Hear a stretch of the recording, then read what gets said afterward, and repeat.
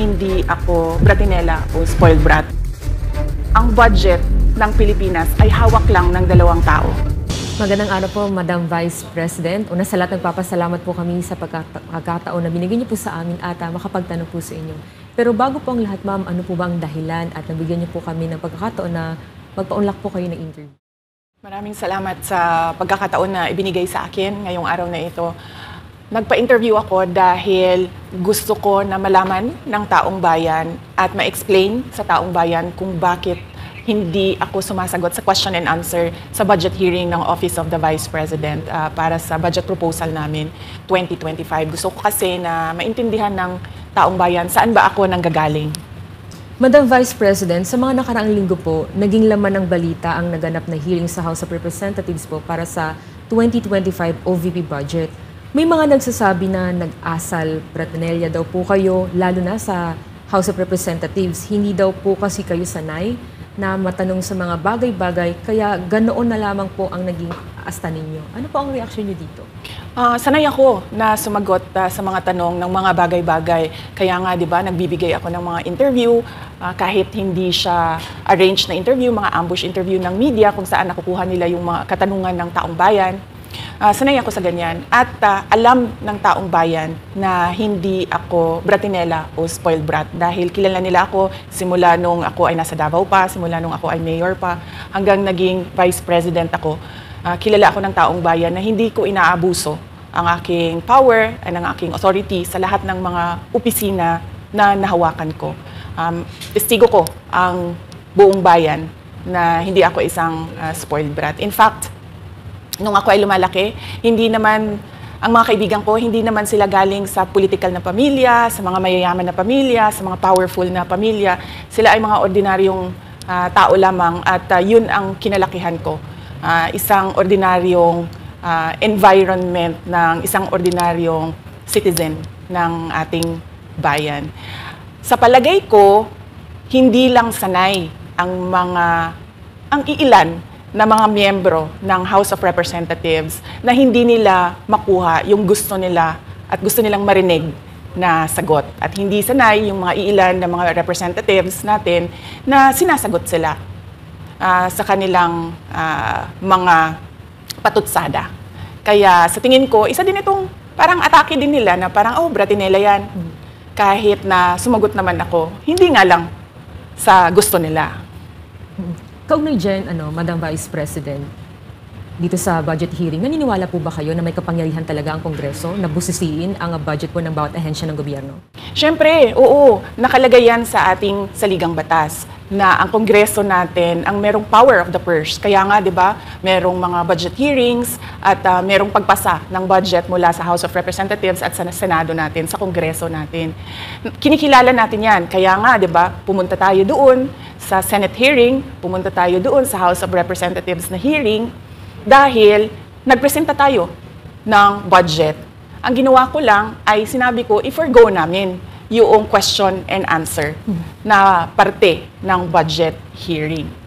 Pero kaugnay po dyan, Madam Vice President, hindi po ba dapat malaman din ng taong bayan para sa ang pondo ng OVP?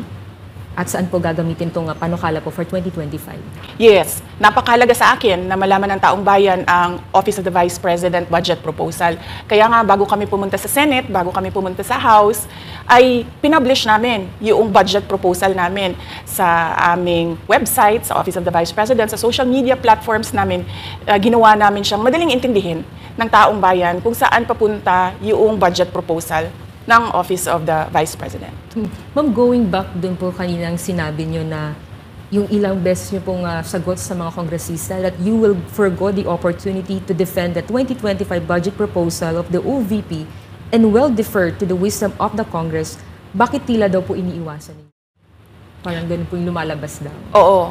Kasi sinasabi ko pa ulit-ulit yon na sinasabit namin sa Congress ang budget ng Office of the Vice President at iniiwan namin sa Kongreso ang desisyon kung ano ang gagawin nila para sa Office of the Vice President. Kaya fino-forgo na namin yung question and answer. Unang-una dahil nakikita namin na ginagamit siya ng ibang mga miyembro, iilan na mga miyembro ng Kongreso para umatake sa akin dahil hindi kami magkasama sa politika. At pangalawa, kasi ang budget ng Pilipinas ay hawak lang ng dalawang tao.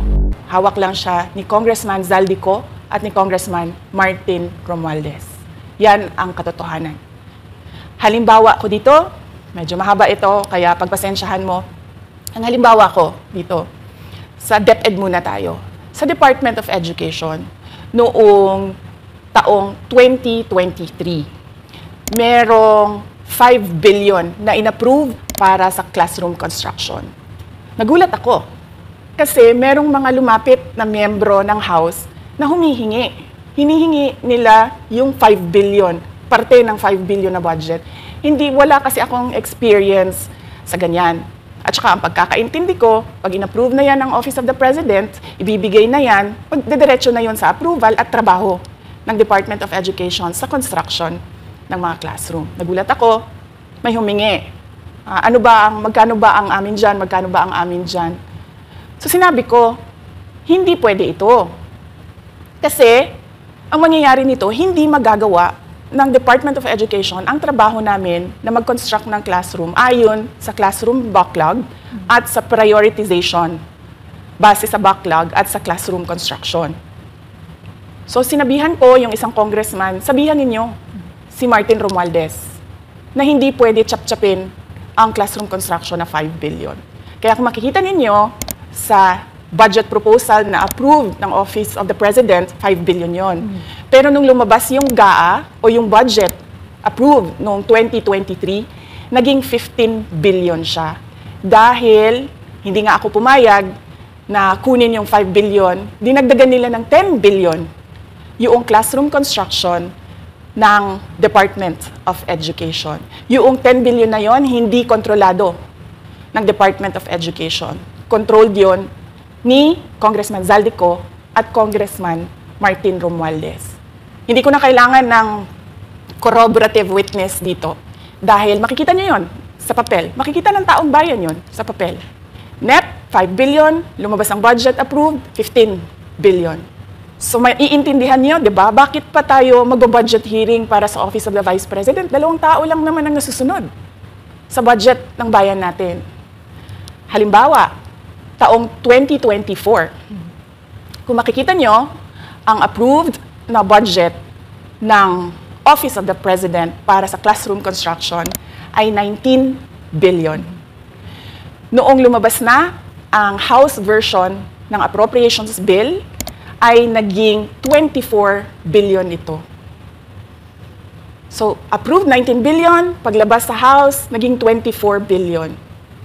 At doon sa 24 billion na yon, kung hahanapin mo sa papel, kinuha nila ang 5 billion ng repairs ng classrooms at nilagay nila doon sa 19 billion para maging 24 billion siya. So ang naiwan sa repairs, sa kawawang mga classroom, ay 1 billion. Kaya, makikita nyo, sa papel, nandyan yan. Naging 24 billion. At hindi lang yan, dahil noong 2023 ay hindi ako pumayag na hindi masunod yung DepEd na rules sa paano mag-classroom construction based on need, ang ginawa ngayong 2024, inattach nila ang listahan na kung saan gagawin ang mga classroom construction worth 17 billion. Makikita nyo yon sa papel. Pagdating namin sa Senate, nakita yon ng mga senador. Tinanong nila ang Department of Education, totoo ba o hindi totoo na galing sa inyo ang listahan ng 17 billion ng mga classroom construction? So sabi namin sa mga senador, hindi totoo. Hindi namin magagawa yung trabaho namin, hindi natin masosolve ang classroom backlog kung ganito ang nangyayari. Pwede ba ninyo kaming tulungan? Yung mga senador naman, very helpful sila. Oo, tulungan namin kayo.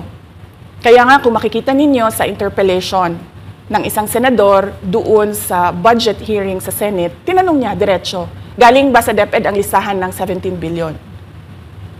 Galing ba sa DepEd ang listahan na inattach doon sa House version? Sinabi namin hindi. Hindi galing sa amin yan. On record yon. makikita nyo sa mga videos, balikan nyo yung mga videos. Kaya hindi ko na kailangan ng witness kasi makikita nyo sa papel. Tapos dumating ang BICAM, walang nangyari dahil ang nasusunod doon ay si Congressman Zaldico at si Congressman Martin Romualdez. Kaya nandun pa rin naka-attach yung 17 billion na ginawang listahan ni Co at ni Romualdez. In fact, balik lang ako konti sa'yo ha. Kahit yung mga congressman, nakikita nila yung problema ng ginawa nila na pag-attach ng listahan sa budget. Kasi doon sa basic education hearing noong May 2024 ng House of Representatives, merong isang congressman nagreklamo, bakit ang tagal ng classroom construction? Bakit ang tagal? Sabi nung USEC ng DepEd, kasi may pabago-bago sa listahan ng DPWH dahil hindi kami ang gumawa ng listahan.